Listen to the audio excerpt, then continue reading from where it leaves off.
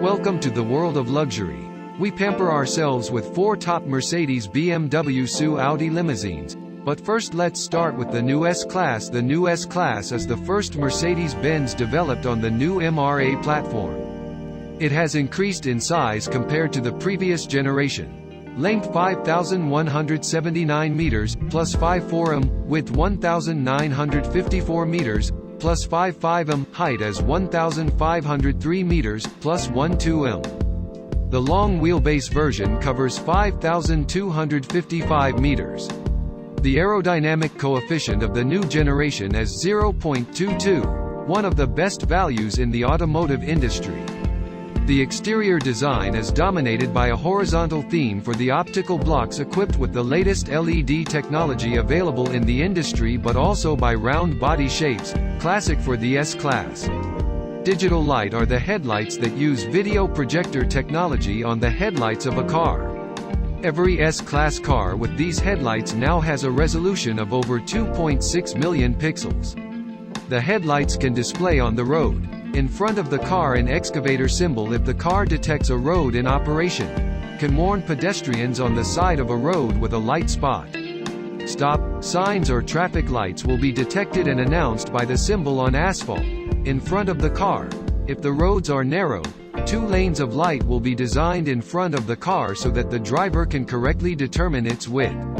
Next, you will notice retractable door handles, a premiere at Mercedes-Benz. Inside, the main novelty is the new 12.8-inch touchscreen on the center console. The air conditioning system has been integrated at the bottom of the display.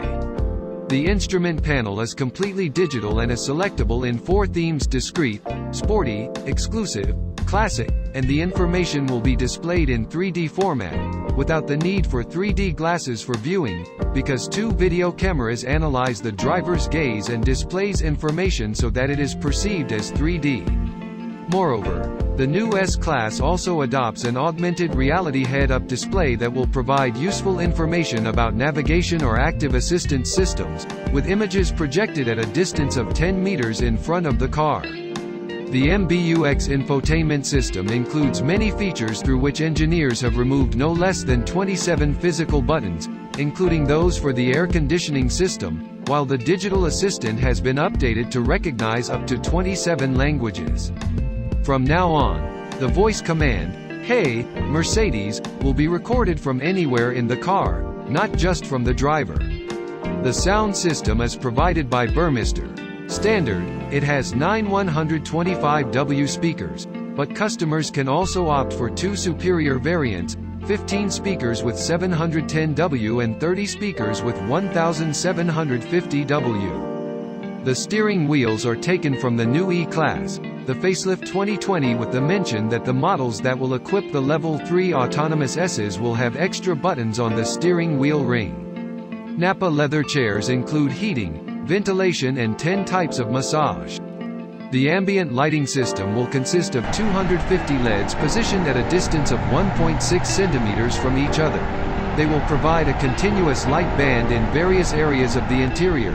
Their brightness will be 200 candelas per square meter, i.e. 10 times higher than at present, and the intensity can be set in 20 steps by the driver, as well as the shade of lighting. Mercedes-Benz S-Class receives the E-Active body control suspension, already present on several models of the manufacturer, including GLS and GLE Coupe and GLE. It has a 48-volt system and uses several multi-core processors, over 20 sensors and a video camera to analyze traffic events 1,000 times per second. Optionally, the new S-Class can also be ordered with full steering.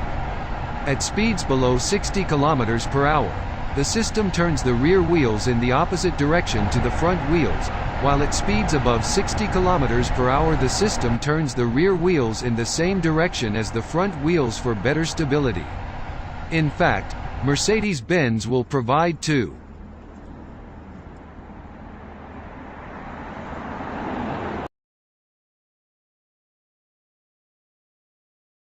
Second on our Porsche Panamera facelift list, it is available as Panamera, the sports limousine, as they call it, but also as Sport Turismo or Executive, increased wheelbase, Face design for facelift is dominated by stylization, sport design, with spoiler with very wide cut grills.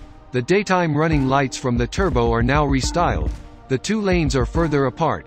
In the back, the LED strip on the other models of the brand was adopted here as well. GTS models have tinted glass blocks. More recently there are 10 models of rims available. On 20 and 21 there are 3 completely redesigned models. The Porsche Communication Management (PCM) infotainment system has been improved and offers new services.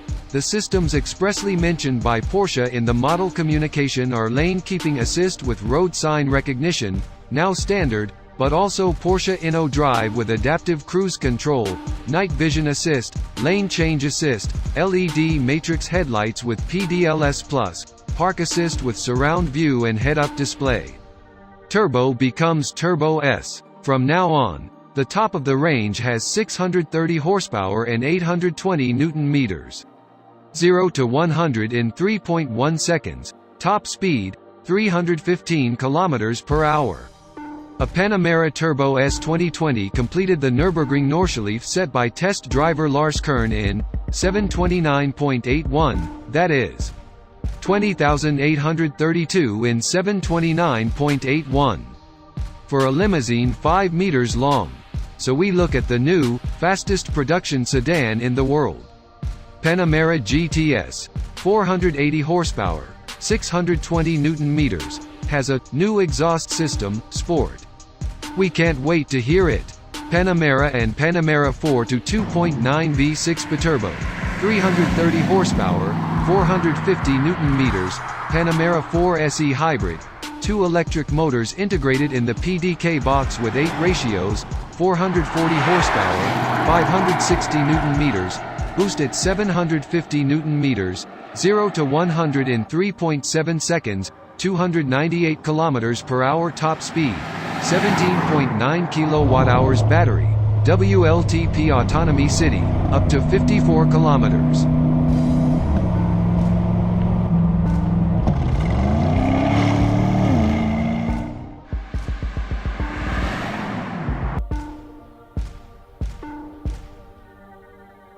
Besides design tweaks to the exterior and changes in the cabin, BMW claims they've also made the new 7 Series more comfortable, more silent, and more refined. The Bavarian company says the car now rides better, drives more like a BMW and, in 750 X drive form, has a more powerful 530 horsepower engine under the hood. However, the question arises, is it much better than the earlier car? Has BMW moved the goalposts forward significantly? What is it? First things first, that huge grille. It is even bigger than the one on the X7 and it initially comes as a shock when you see it. However, the more you look at it, the less oversized and out of place it looks. BMW all but admits this has been done to please Chinese buyers who, at 41%, are currently the biggest buyers of the sedan. The changes to the cabin, especially at the front, aren't all that dramatic. There's a new steering wheel with buttons reconfigured for autonomous driving, new wooden and lacquered trim on the dashboard and BMW's new iDrive 7.0 operating system for the infotainment system. The design and layout on the latter are quite different, but it is more intuitive to use. You can still customize the home screen and use BMW's FeatherTouch shortcut keys. The seats have also been upgraded, they're now finished in quilted leather, are better padded and more comfortable to sit in. In the rear section of the cabin, the control slate between the seats, with its supercool locking mechanism, has been retained and so has the wooden center console that runs all the way to the rear. However, the powered rear seats should have been set a bit lower as you feel like you are perched up on them.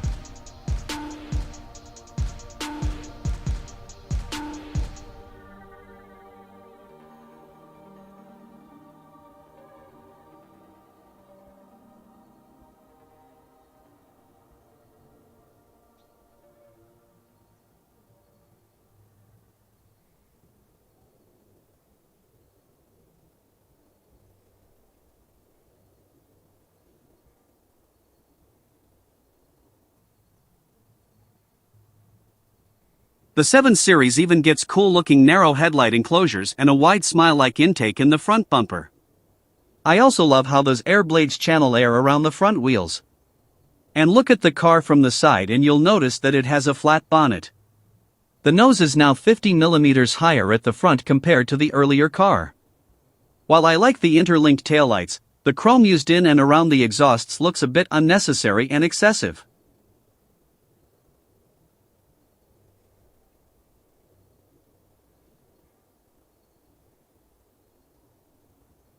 Once on the move, you instantly notice that this car feels quieter and better insulated. There is less road noise, less wind noise, and after just 10 minutes in the cabin, it's clear that BMW has achieved its objective of making the 7 Series facelift more refined and comfortable. In fact, the insulation is so good, it feels like you are wearing earmuffs. This has been achieved by using double glazed glass on the front and rear windscreens, which was there on the previous model, and even this time around on the windows. Ride quality has also improved considerably.